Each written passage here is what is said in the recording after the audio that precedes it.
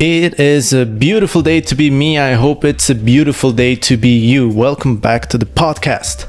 Now, I decided to change my name from the podcast. As you may have seen, I decided to call it Optimist, or Nikita Gudayev is an optimist.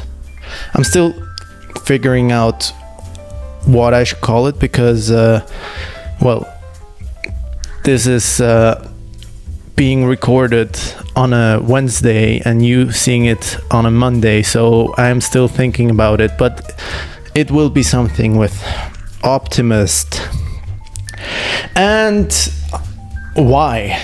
Well, maybe that's interesting discussion, and I decided to call it optimist because I have seen myself becoming more optimistic. I was very long a very cynical person, and I still can be very cynical, although mostly it is for comedic purposes. Maybe it always was for comedic purposes, but I don't think I always was an optimist, and it is not always good to be an optimist, as I will very soon show you. And I think I have become an optimist through my job as a journalist, where I have to talk every day with different people to hear different sides and accept what they think and actually think about what they think and why they think a certain way. And in the end, I realized that most people are very good and very kind-hearted, and most people believe that they want to do the best. Most people don't want to harm you. But I also met some truly evil people throughout my job and life, and also you see those people in the news, and those evil people have to be destroyed in the if possible in a legal manner. I don't want to call out any Luigi actions. Keep it legal. But evil people have to be destroyed. The problem is with good people, as most people are very good, that we don't want to do such things, and also we are being used by those. Oh shit! I'm way too loud. We are being used by those evil people. Fuck! It's not on.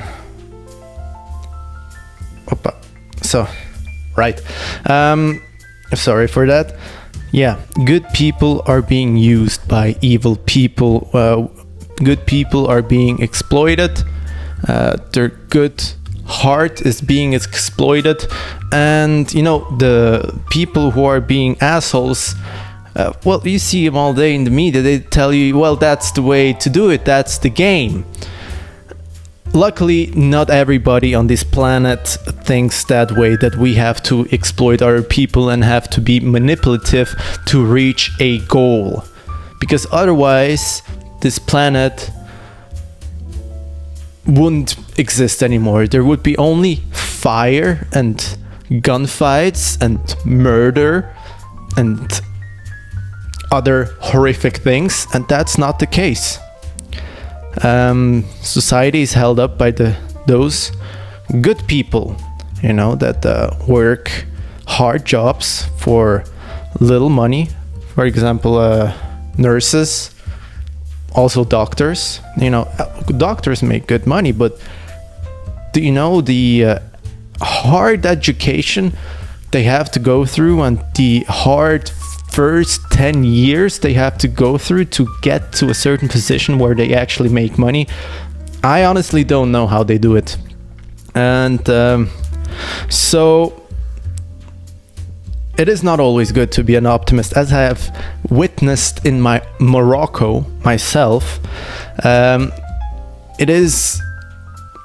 was exploited a couple of times, in Morocco. And the problem and why this happened is because just a month before I was in Saudi Arabia, where all the people were very nice, very kind, and if you were invited by someone somewhere, it usually was because they actually wanted to give you a pleasurable experience. In Morocco, they tell you they want to give you a pleasurable experience. In the end, they will drag you somewhere where it's absolute shit, and then they will ask for money.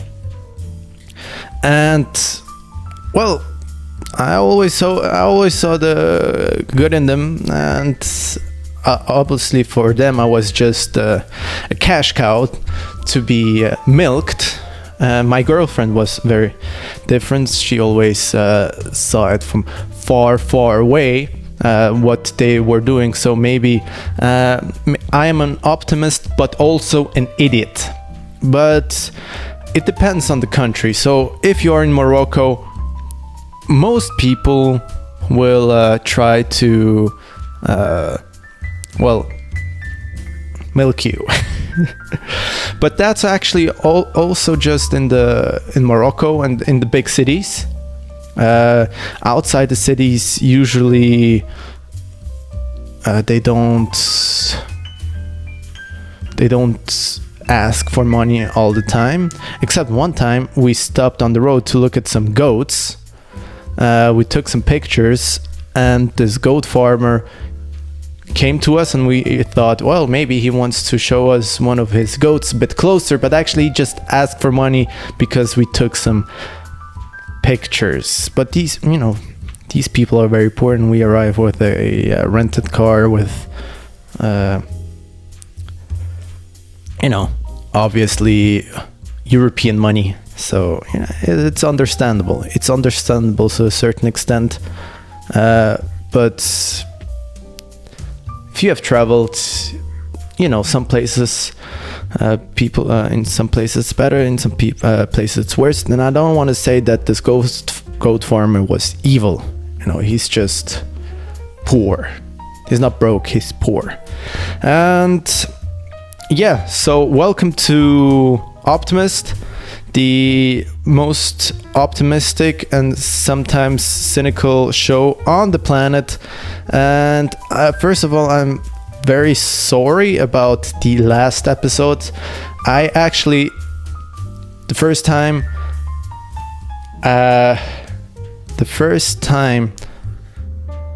I listened to a podcast, because I uploaded this podcast and I realized just wasn't there.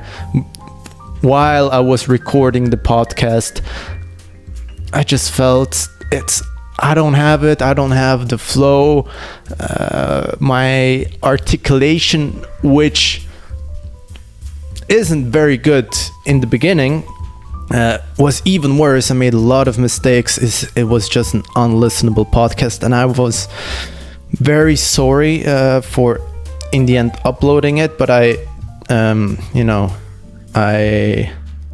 filmed it on a Monday, on the day when it actually should be released. I have a couple of episodes I never uploaded because I thought that's not it, and I filmed another video. But with every episode there's some preparation.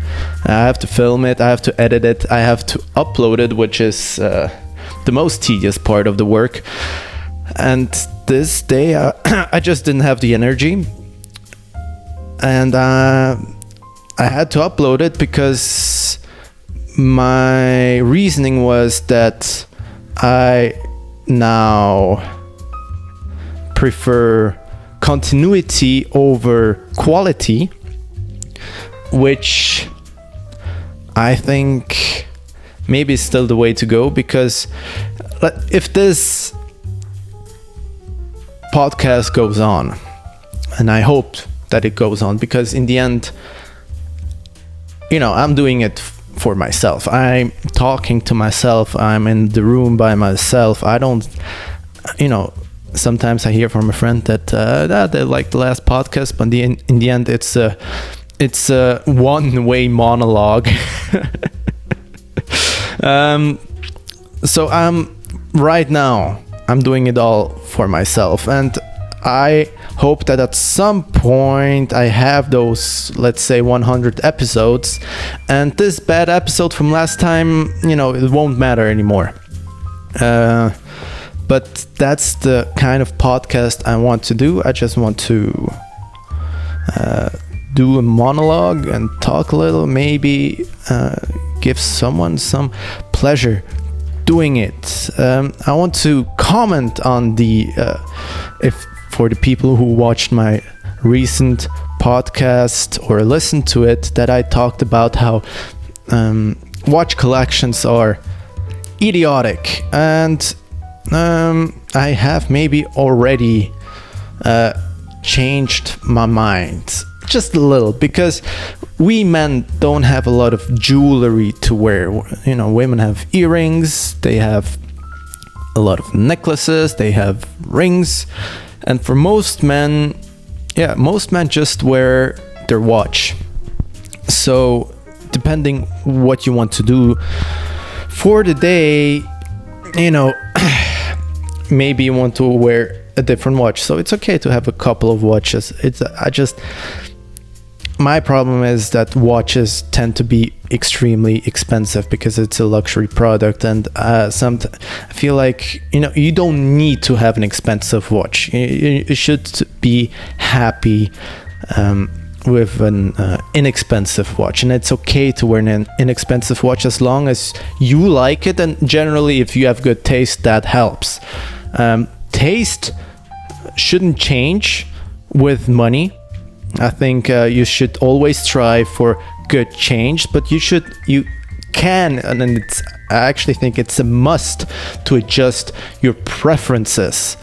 For example, if you have right now, I don't have all the money to spend, so my preferences are to spend the money wisely, to buy something that's beautiful and lasts long,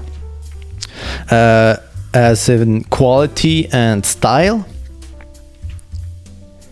And as soon as I have enough money, this taste won't change, but I maybe buy more of it. And I think it's okay.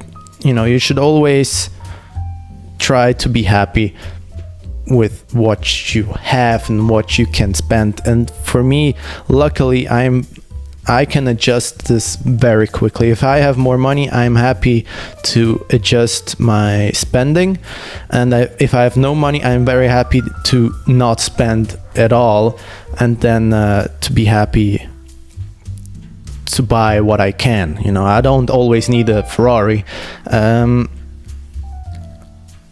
If I can't have a Ferrari, I adjust what I could buy, and I am then very happy with what I have. For example, I bought a $900 motorbike, a Brixton Cromwell, a 125cc, and well, that's what I can afford currently, and it is a beautiful bike, and I'm very happy with it.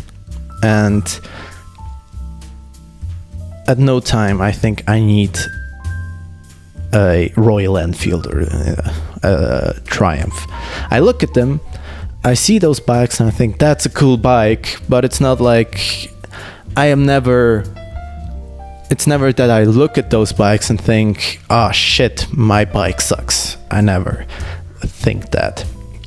Sometimes I look at different bikes online and see what else I could buy in the future, but I'm not sad that I don't have it. I still enjoy looking at those other bikes while driving my bike. Alright, so yeah, little ad break. If you listen to this podcast, I ask you to subscribe. I ask you to rate my podcast with 5 stars. If you are one of those people who give me 3 stars, fuck you. I mean, Why would you do that? Just don't listen. If you don't like it, just don't listen. Don't rate it badly. Jesus Christ. So yeah, please subscribe, leave likes, whatever, and yeah, please comment. Also in my last podcast, I always asked for comments and questions. I want to do a Q&A, and I hope at some point I can do it. If it doesn't happen, well, so it is. It stays a monologue. Car stuff. Oh, Jesus Christ. VW. And this is the reason, by the way, before we start, what comes up next? This is one of the reasons why Chinese cars are just better. Because VW have brought out their new ID Polo, which is a very good looking car, I must admit. It looks very much like the old Polo, but better designed. And in the end, they because it's VW from 2026, and they prefer to build missiles. Well, they don't, but they maybe would prefer to build missiles for Israel. They fucked up. And when you buy a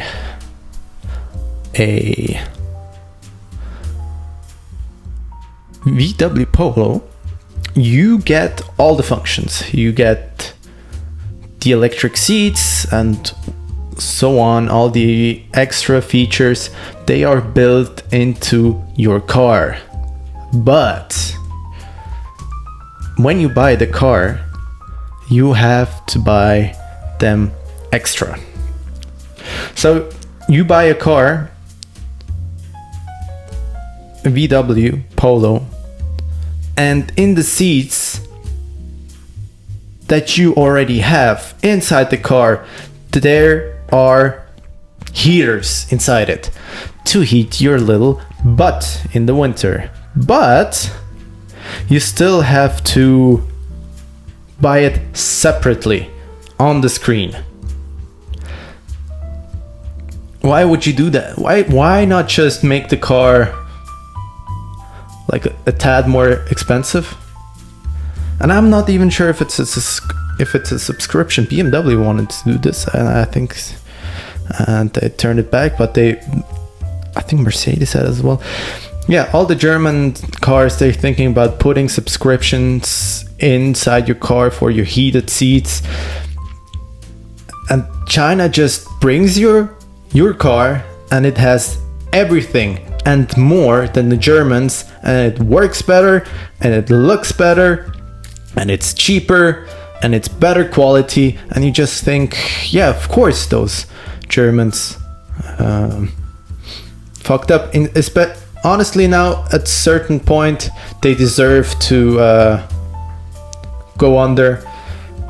We don't need VW. We don't need them anymore.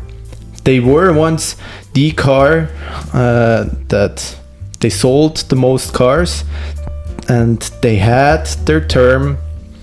Now it's over. Now China makes the best affordable cars for everybody, because of VW, they just lost the plot. And they deserve to lose it all. You can argue, yeah, well, no, it's the EU's fault. But for how long can you say that? For how long can you say that it's the EU's fault if they make such terrible decisions? I don't know. I wanted to talk about the movie Long Goodbye. And the movie Long Goodbye is just let's call it a interesting movie. And it's a fun watch. I rate the movie maybe 3.5 stars out of 5. To explain my rating system is 1 star, it sucks. 1 star is I didn't even finish it. 5 stars means I can watch the movie over and over. There's a couple of movies I can watch every year. These are the 5-star movies. A 3-star movie is a movie that I enjoyed a lot, while watching, but I won't watch it again. A 3 and the 4-star rating is somewhere in between. So I really enjoyed it while watching, and I may watch it in 3 years again.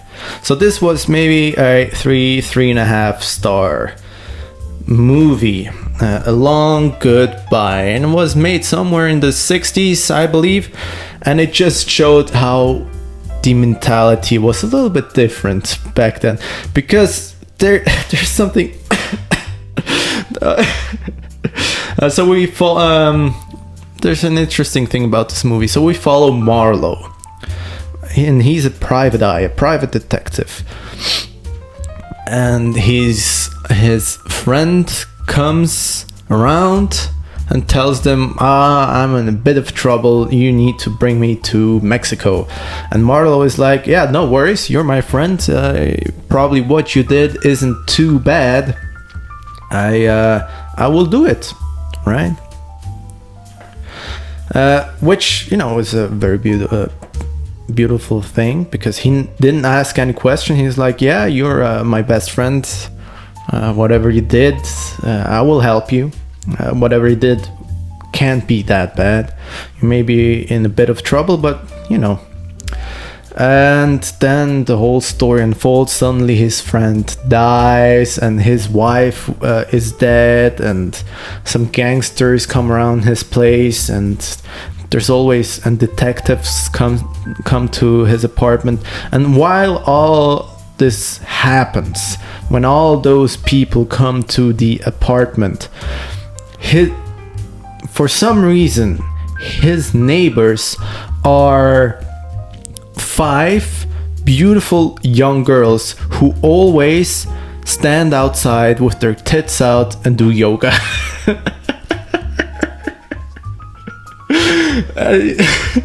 And the funny thing is, all the people that come around, they have the same reaction as you. Just, Jesus, what the hell is going on there? Why are they there? Why are they there?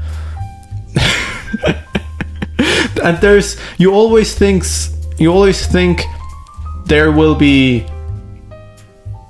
there's a reason why they're there. At some point they will be involved in the plot somehow. Maybe one of them gets killed or whatever, you know, some typical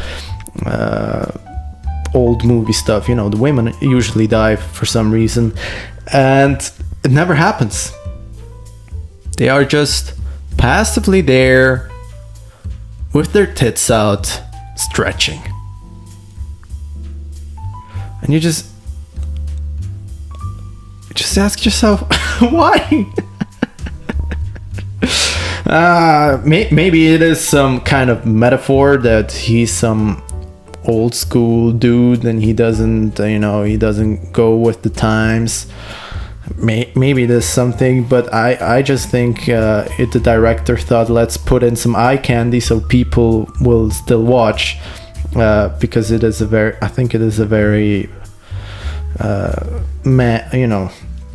it is a film made for men. I think, you know, the character is something men like to watch. He's very witty, funny, you know, he drinks, he's cool, he has a cool car, he has a cool job, he's very laissez-faire. So they thought maybe, you know, let's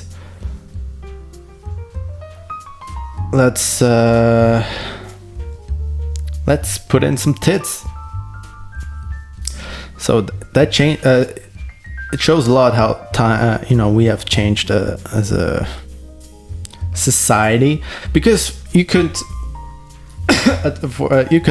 say, yeah, our generation is very prude, and I think that's not true, because the way people consume nude content, pornography is off the charts. But maybe the difference is that back then there was a certain amount of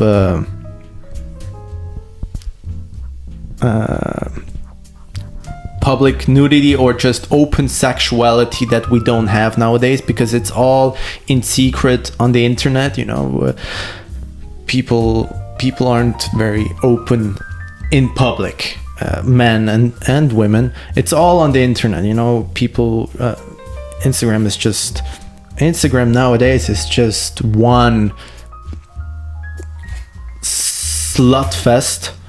If you look at one, it just continues and continues, and it becomes just awful to look at Instagram. But back then it was just more open and maybe more healthy. I don't know. I wasn't born there. And the other thing I want to look at, maybe it also changed for the better, because these women in the back are just plain eye candy objects. And you can it is very easy to say this about the film, but at the same time, one of the smartest people in the movie is a woman, and she's always very elegantly dressed. She's never sexualized, and she fools the detective. So you have both sides, right? She's a very smart woman, elegantly dressed and smarter than him, fools him, and then you have those chicks in the back. So I don't know what to say about this. In the end, I just think it was a funny thing to see that for some reason it was just filled with everybody in the detective film. What the hell is going on over there? And every time people try to interrogate him, there's always a guy in the window just staring at them, and he just doesn't realize what the hell is going on. And yeah, I wanted to talk about this last time, so here we go. We talked about the tits, the birds. There's a tit right by my window, and yeah. Thanks for listening. See you next time at the Optimist, and I hope it continues to be a beautiful day for you. Bye bye.